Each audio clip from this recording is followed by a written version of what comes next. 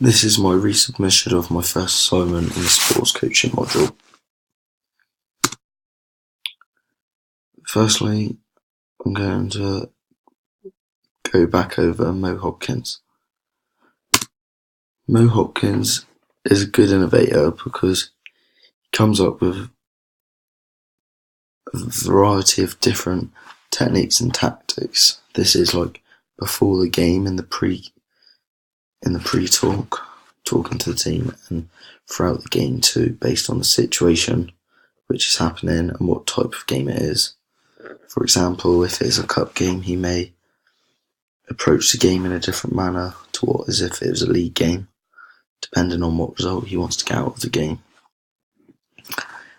He's also very good with formations, so he knows a variety of them, and he knows how they work, which is effective because he can use them with the team, which could help the team win if they come back to win if they're losing, or if they're winning, sit back and defend. He can also notice throughout the game the opposition's better players, and therefore, if he notices this in the first half, at halftime he could talk to his players and tell them how to mark that player out of the game to make him less useful.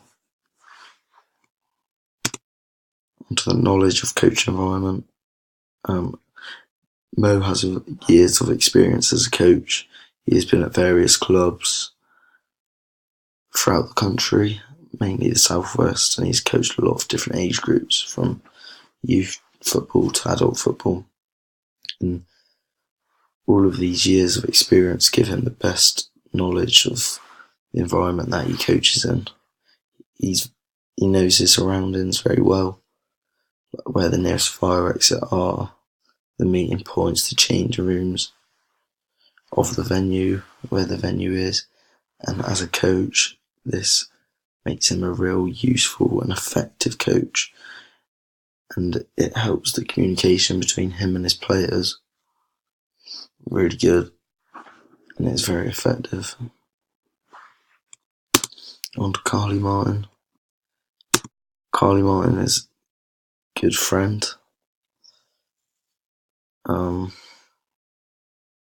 This is a role that she excels in.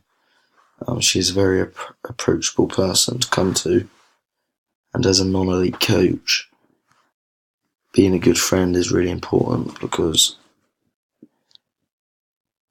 she's just approachable and easy to talk to.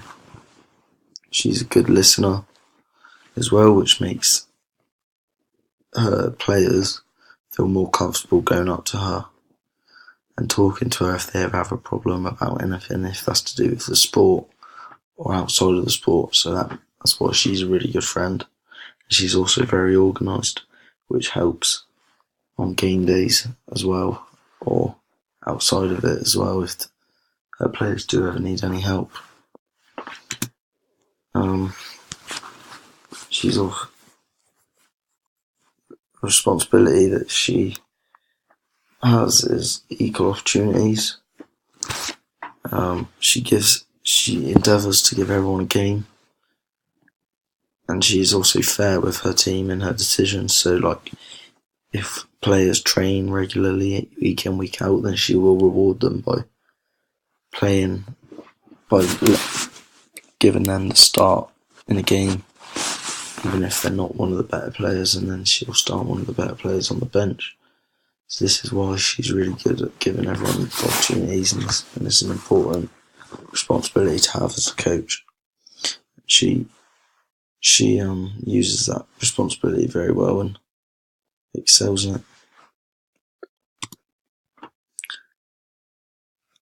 On to explaining the skills that I spoke about. So Eddie Jones, his skills organisation. As a coach, definitely an elite coach, your organisation skills have to be spot on, top notch. Definitely in a week leading up to a match, you need to make sure that you've got all your players fully focused and ready for the challenge ahead. You need to manage their training, recovery, rest, all of those factors, what they eat, when they eat. He's got to make sure that he's organised and manage those factors into that whole week before a game.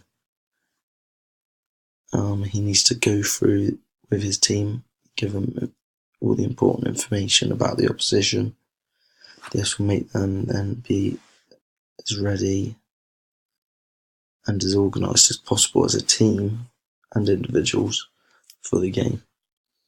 He will also need to inform his players on the meet times, whether that's the night before, staying in a hotel, and then going to the game the day after. He needs to make sure that all this information is given out in a good enough amount of time so that his players can organise themselves, and that they're not stressed to come near closer to game day. He should also make sure that his team is selected prior to the game, and he has no question marks over who he picks, so he's confident with the team he's got. This will ensure that he goes into the game with a positive attitude, and he knows that he is organised and ready to go ahead. Under Trevor Bayliss, his skill is analysing. As an elite coach, you need to analyse not just your own players, but the opposition that you play against. When you analyse your opposition, this gives your players the best opportunity to learn about their opposition that they're coming up against, and they can then identify their strengths and weaknesses, so they can pick apart their game and then they know how to go at them hard in the game to try and beat them. Analysing, obviously, also you can sit down with your own players and help improve their game and give them positive feedback, and also give them constructive criticism, which will then help them when they go back into training, help improve them as a player. And as a coach, you need to ensure that you go through with each player to give them the best possibility of improving. Mo Hopkins' skill is time management. This links with being organised as a coach, as what Eddie Jones's skill was. Before a game, you should make sure you give enough time to your players for the meet and warm up. So if your kickoff's at 3 o'clock, you want to be meeting at 1:30 if you're at home, so that they don't have to be rushing around. They can get used to their surroundings, get ready on time, have a proper warm-up, thorough warm-up, so there's no injuries during the game. And then it gets them in the right mindset, and then they can go into the game fully prepared, and hopefully then giving them that time to adjust themselves and get ready will hopefully bring out a positive result on the game. On to comparing and contrasting roles. As an elite coach, I think the most important role to have that you need to absolutely know is being a role model. You need to have this as being a non-elite coach as well. As an elite coach, definitely if you're dealing with new players moving from non-elite standard to an elite standard, you need to show your players how to be on and off the pitch. You need to set the example. You need to make sure that they know how to conduct themselves wherever they are, whoever they're with. Also, you need to use your own knowledge and previous skills from the game that you specialise in and feed that back to them to ensure that they know how to really do well in their game. And this will then give them the best opportunity of improving, and then they can always look up to you if they ever need any help. The most important role that I think as a non-elite coach is being a friend, because as a non-elite coach you're dealing with non-elite athletes which they're still learning.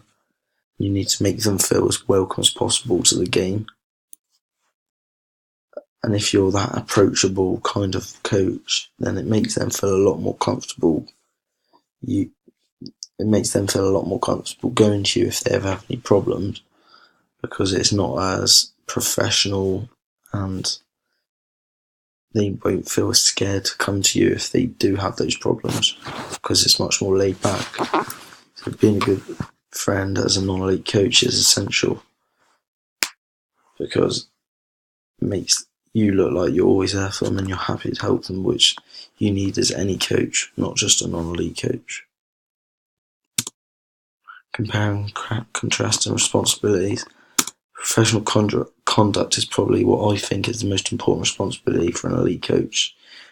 As an elite coach, you need to set the standard and the professionalism inside and outside the sport that you want your players to reflect and use themselves. So as an elite coach, you need to make sure your players are in the right mindset and not getting into any trouble, because as a professional athlete, a lot of media is focused on when elite athletes do something wrong. So you need to make sure you get all your players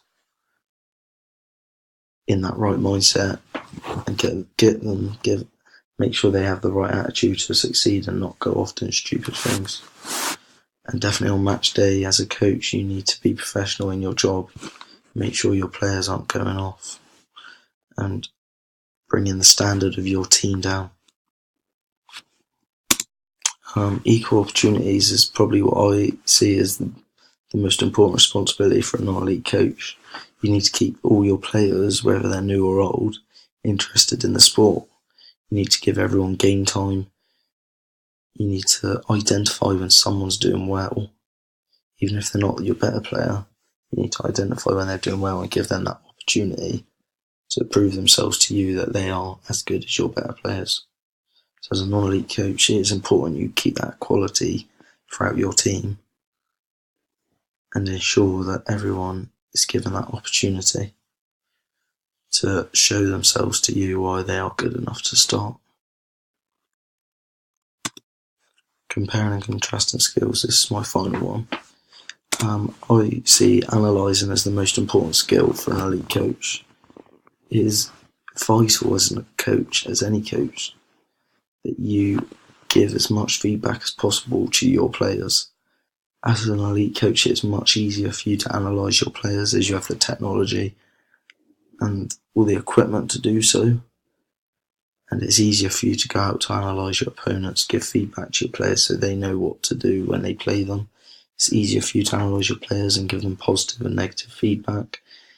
So as an elite coach, it is important that your analysing skills are as good as they can be to give your players the best opportunity to improve not just their game, but the team's game, the team game, so that they can go out and win, hopefully, as many matches as they can. I see time management as probably the most important skill for a non-elite coach. You need to know what you have to do during a day-to-day kind of thing. You need to know like the timing. You need to know the timings of the game. So a game of football, if it's 90 minutes, as a coach, you probably know when to make a sub. So around or if you think there's a sub need to be made, you need to waste time to try and control the game. Your time management skills need to be good so that you know what can be effective to do.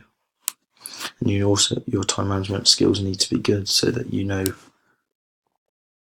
so that you can give the right information to your players on where they have to be and when. That's the end of my presentation.